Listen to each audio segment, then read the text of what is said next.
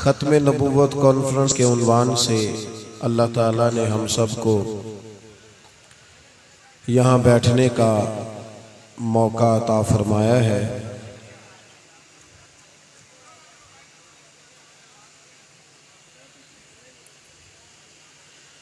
میں نے قرآن مجید فرقان حمید میں سے ایک آیہ کریمہ کا کچھ حصہ تلاوت کیا ہے۔ اللہ تعالیٰ نے ارشاد فرمایا کہ النبی اولیٰ بالمؤمنین من انفسہم، فرمایا یہ جو نبی پاک علیہ السلام ہے یہ مومنوں سے ان کی جانوں سے بھی زیادہ قریب ہے۔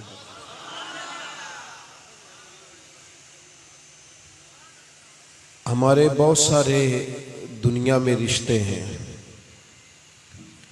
بہت سارے لوگوں سے ہم یہ کہتے ہیں کہ اس سے میرا بڑا پیار ہے، میرا اس سے بڑا تعلق ہے، میری اس سے بڑی محبت ہے، لیکن ہر رشتے کی کشش ایک جیسی نہیں ہوتی۔ انسان بہت سارے لوگوں سے محبت کرتا ہے، لیکن جب اس کی اپنی بیٹی کی بات آتی ہے نہ چاہتے ہوئے بھی اس کی آنکھوں میں آنسو آ جاتے ہیں۔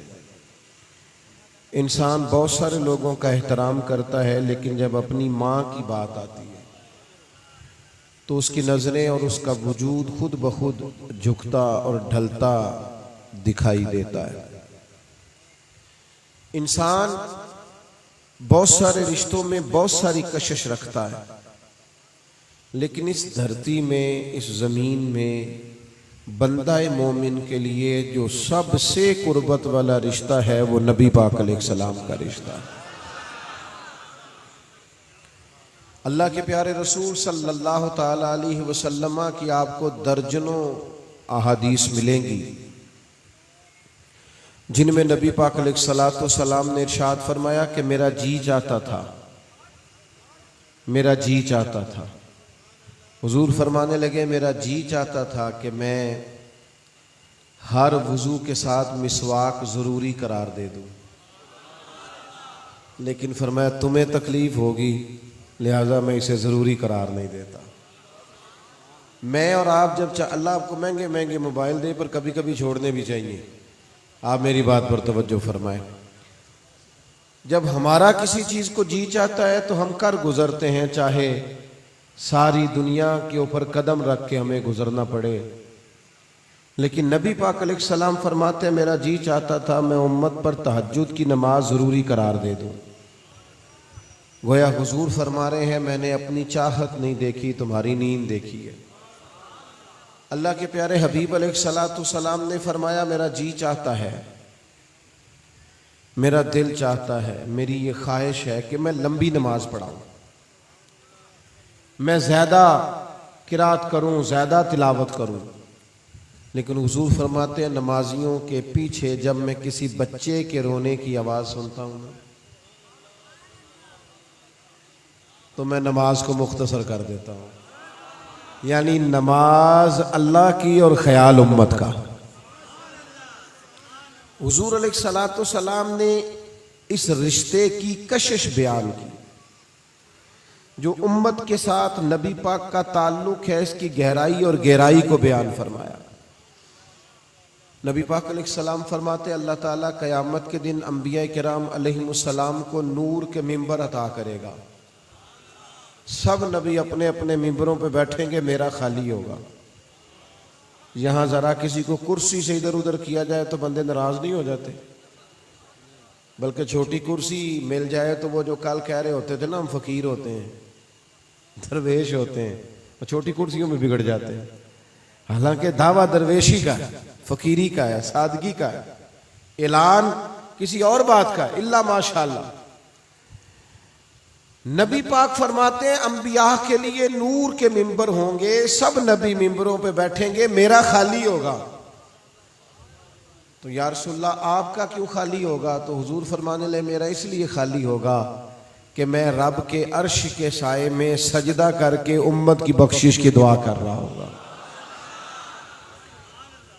ایک ایک چیز کو حضور نے کھول کھول کے امت کے لیے بیان کیا۔ حضور فرماتے ہیں میری اور تمہاری مثال اس طرح ہے جس طرح کسی آدمی نے آگ جلائی ہو اور پتنگے اس میں گرتے ہوں تو پتنگوں روکتا ہے، پتنگوں کو روکتا ہے، پیچھے ہٹ جاؤ جل جاؤ گے، پیچھے ہٹ جاؤ جل جاؤ۔ فرمایا تم بھی دوزخ کی طرف جاتے ہو تو میں تمہیں سینہ بند سے پکڑ پکڑ کے کھینچتا ہوں، یہ کام نہ کرنا دوزخ میں لے جائے گا، یہ کام نہ کرنا دوزخ میں لے جائے گا۔ تو جس طرح نبی پاک کا رشتہ ہمارے ساتھ بڑا نازک ہے نا، اس طرح امت کا رشتہ بھی نبی پاک کے ساتھ بڑا نازک رشتہ ہے، بڑی نزاکت۔ حضور نے فرمایا تمہارا ایمان ہی مکمل نہیں جب تک ہر چیز سے بڑھ کر مجھ سے پیار نہ کرو۔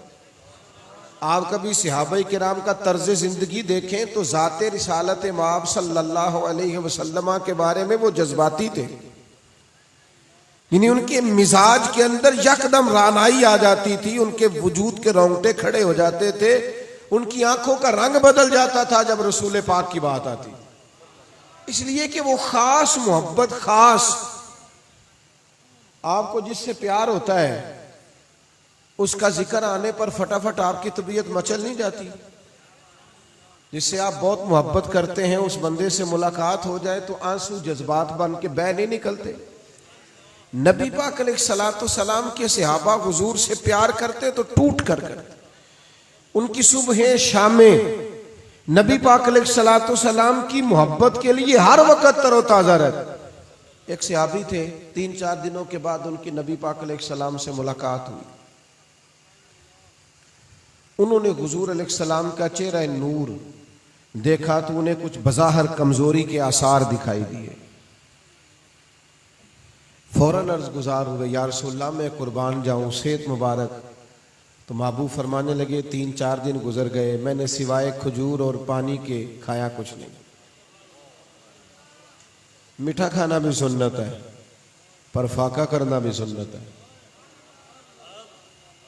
مسواک سے دانت صاف کرنا بھی سنت ہے، اور حضور نے حضرت انس بن مالک سے کہا تھا انس میرے بیٹے صبح اس حال میں کرنا کہ تمہارے دل میں کسی کا بغض نہ ہو، اور یہ میری سنت ہے۔ یعنی دانت صاف کرنا بھی سنت ہے اور دل صاف رکھنا بھی سنت ہے۔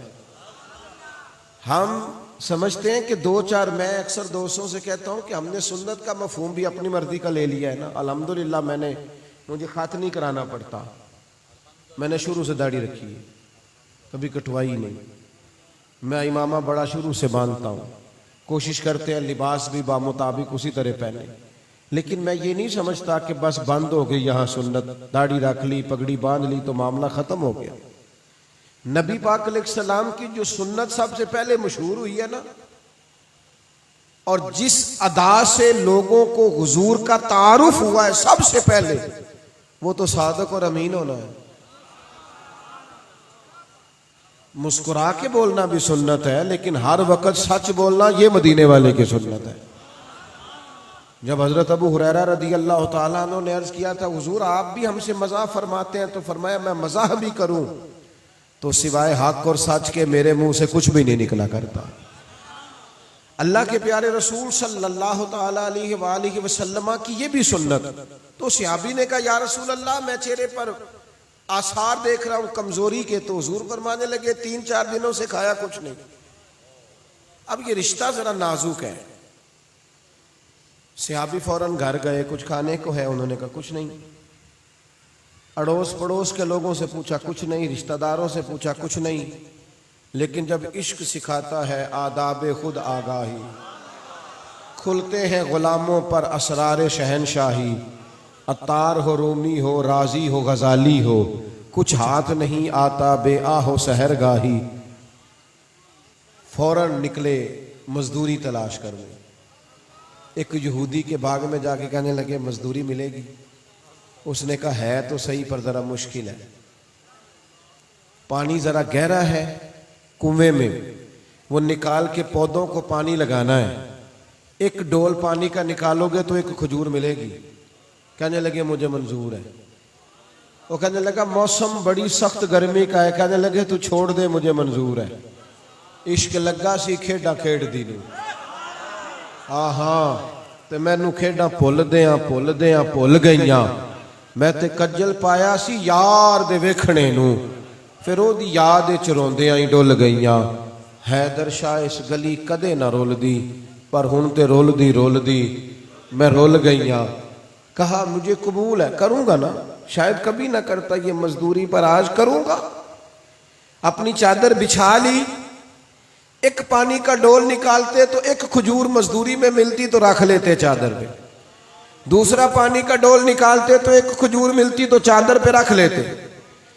کتنی دیر کام کیا, جب کچھ کھجوریں جمع ہو گئے تو ان کو سمیٹا, کندھے پہ رکھا اور لے کے جب حضور کی بارگاہ میں گئے تو حال یہ تھا کہ وجود پسینے سے شرابور, ہاتھوں پہ چھالے, یعنی تینوں لب دے آپ گواچے, ساکھوں اپنی خبر نہ کوئی. وہ چھالے لے کر, وہ لباس لے کر حضور کی کریم کی بارگاہ میں جب گئے تو محبوب نے ایک کھجور اٹھائی اور پھر نظر اٹھا کے غلام کا چہرہ دیکھا اور پھر حضور فرمانے لگے تمہیں کس نے مجبور کیا یہ کام کرنے پر, کس نے مجبور کیا؟ تو انہوں نے بھی نظر جھکا لی, گھٹنے زمین پہ رکھ دیے, کہنے لگے یا رسول اللہ ہمیں کوئی مجبور کر سکتا ہے؟ ہمیں تو آپ کی محبت نے مجبور کیا ہے. یہ محبت کی مجبوری.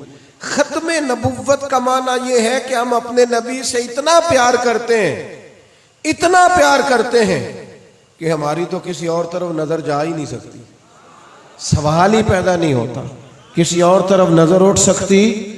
وہ امام اعظم ابو حنیفہ رحمۃ اللہ علیہ فرماتے ہیں نا, کسی بندے نے کہا میں نبی ہوں معاذ اللہ, تو جس نے کہا نہ دلیل دے وہ بھی کافر ہے, اس لیے کہ دلیل مانگی کیوں؟ دلیل جب نبی آ ہی نہیں سکتا تو دلیل مانگی کیوں؟ پاویں سونے مل ہزارہ, مانگی کیوں تو نے بات ہی کیوں کی, تو نے ذکر ہی کیوں کیا؟ ختم نبوت کا معاملہ یہ ہے کہ نبی پاک علیہ الصلوۃ والسلام کے بعد کسی کی ضرورت نہیں ہے, کسی کی ضرورت. اور پھر حضور نے نا ہمیں مکمل کر کے دین دیا ہے. یہ جب میں بات کہتا ہوں نا, اور باقی علماء مبلغین جب یہ بات کرتے ہیں کہ دین مکمل ہے, تو لوگ اس کو سادی سی بات سمجھتے ہیں. اور خدا کے بندو, دنیا میں کوئی شے مکمل نہیں. ڈھونڈ کے دیکھ لو, کروڑوں روپیہ لگا لو گھر بنانے کو, پھر بھی ٹٹول کے نظر آئے گا کہ فلاں کمی رہ گئی. کوئی شے مکمل نہیں. اگر تیرے اور میرے پاس کوئی چیز مکمل ہے تو وہ رسول پاک کا دیا ہوا دین مکمل ہے. وہ الگ بات ہے کہ ہم اپنی اپنی مرضی کا دین لیتے ہیں. یعنی یہ مسئلہ سارے مردوں کو آتا ہے کہ 4 شادیاں جائز ہیں, اور اللہ کے بندے اور بھی تو بڑا کچھ جائز ہے نا. توجہ کرنا, صرف اتنی بات ہی تو نے اپنے مرضی کی اخذ کر لی ہے. دین کامل ہے, مکمل ہے, 1% بھی ادھر ادھر جانے کی ضرورت. تاجر کے لیے بھی دین کے اندر تعلیمات موجود ہیں, لیڈر کے لیے بھی موجود ہے, مصلح کے لیے بھی موجود ہے, مرشد کے لیے بھی موجود ہے, معلم کے لیے بھی موجود ہے, کسان کے لیے بھی موجود ہے. جو کچھ کسی لائن میں بھی کو جانا چاہے, پہلے آ کے دروازہ رسول سے خیرات حاصل کرے, حضور کی بارگاہ سے. مکمل اور کامل دین. تو نبی پاک علیہ الصلوۃ والسلام نے ہمیں مکمل دین دیا. یہ جو حضور علیہ السلام نے فرمایا نا کہ یہ کام اگر تم نے کیا تو تم فلاں میں سے ہو جاؤ گے, بھلا کیوں کہا؟ اپنی فریج بھری ہوئی ہو نا, اور باپ بڑی محنت سے پھل, سبزیاں, گوشت, ہر چیز لا کے فریزر میں رکھے, تو بچے پھر بھی اگر دوسروں کے گھر جائیں تو ابا کو غصہ آتا ہے کہ نہیں؟ بلا مثال و بلا تشبیہ.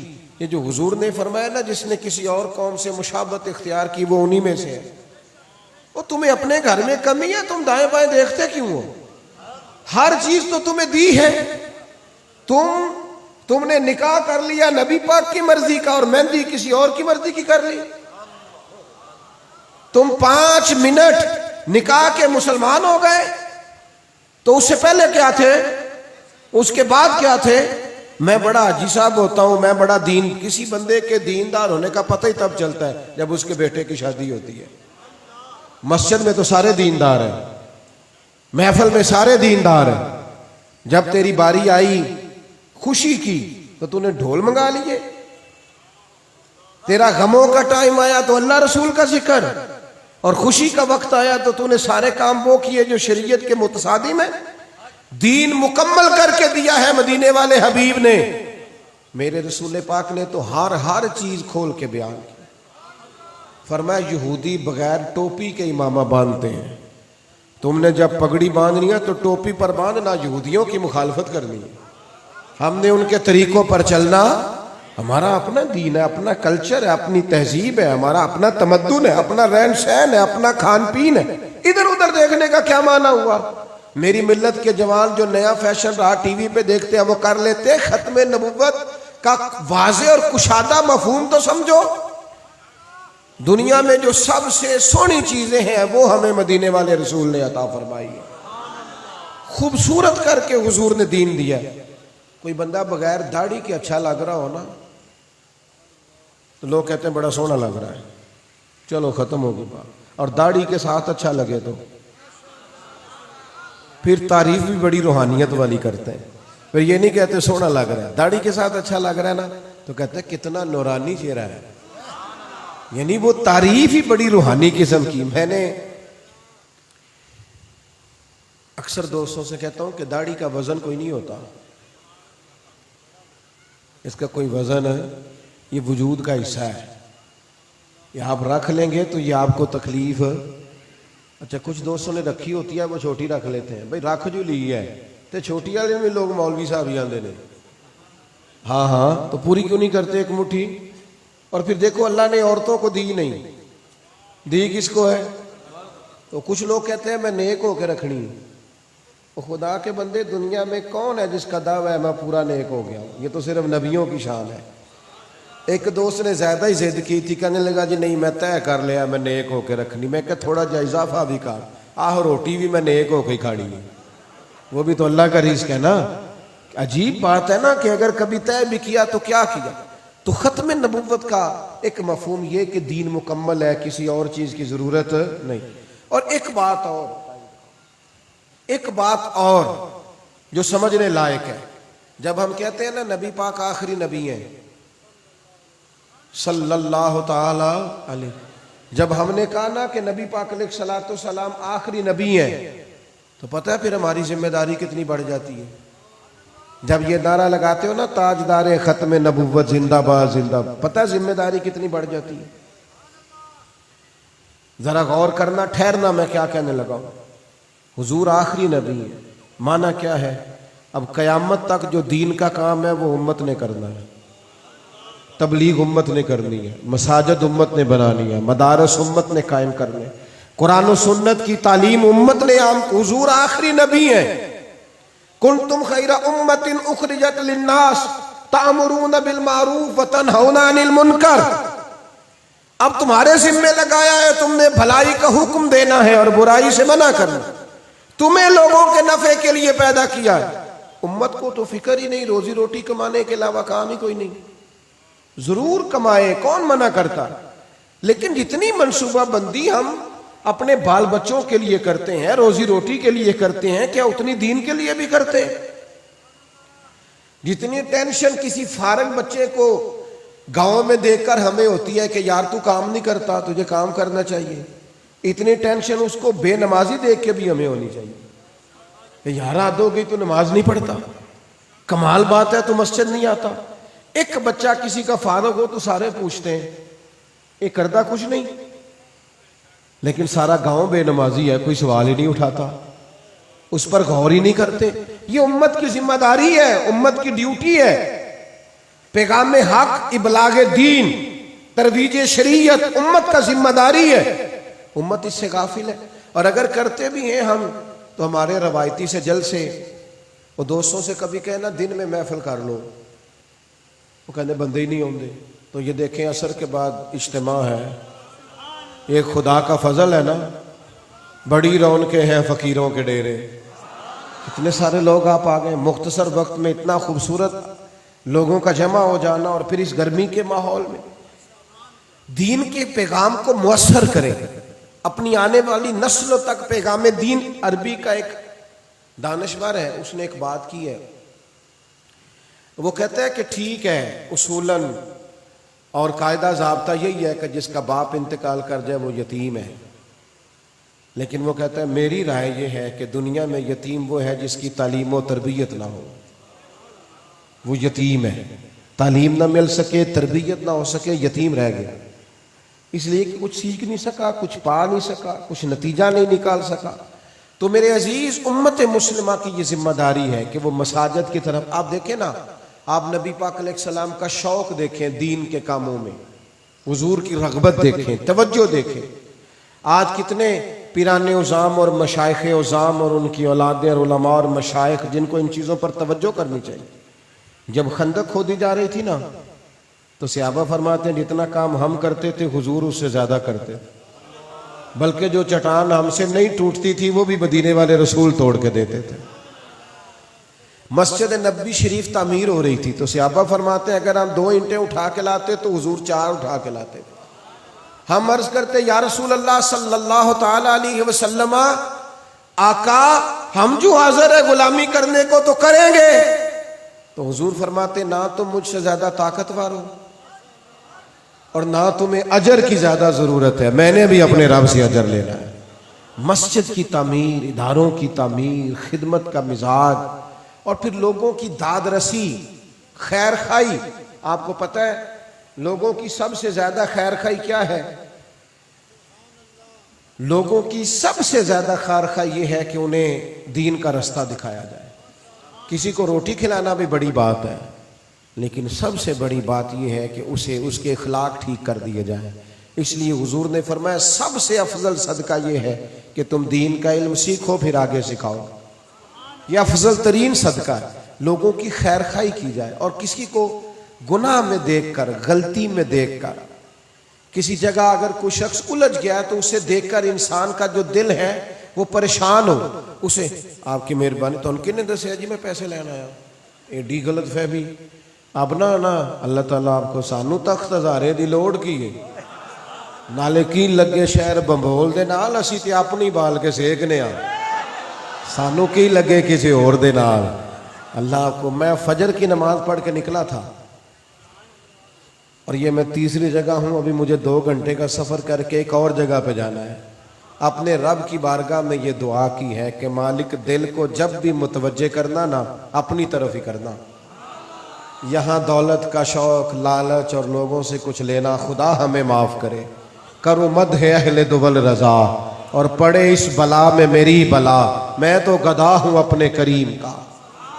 اور جب کریم کے گدا ہے تو پھر وہ کمی تو نہیں نہ رہنے دیتے، میں گدا ہوں اپنے اور میرا دین پا رہے نہ نہیں۔ اس لیے آپ بس میرا مضمون مکمل ہو گیا، جب کسی کو غلطی میں دیکھیں پھر تڑپ جائے، اس کی اصلاح کی کوئی۔ آپ کو پتہ ہے حضور کو زیادہ تڑپ کیا تھی؟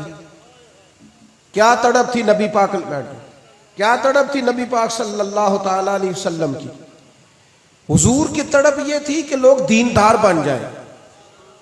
نبی پاک علیہ السلام کی طلب یہ تھی کہ لوگ اللہ والے بن جائیں۔ یہ جو طلب حضور کو لے جاتی تھی نا، کبھی عکاظ کی منڈیوں میں، کبھی میلوں میں، کبھی ادھر کبھی ادھر لے جاتی تھی نا طلب، تو یہ کیوں لے جاتی تھی؟ حضور یہ تو نہیں نہ چاہ رہے تھے کہ مکے کی سڑکیں پکی ہو جائیں، یہ تو ضمنی بات ہے۔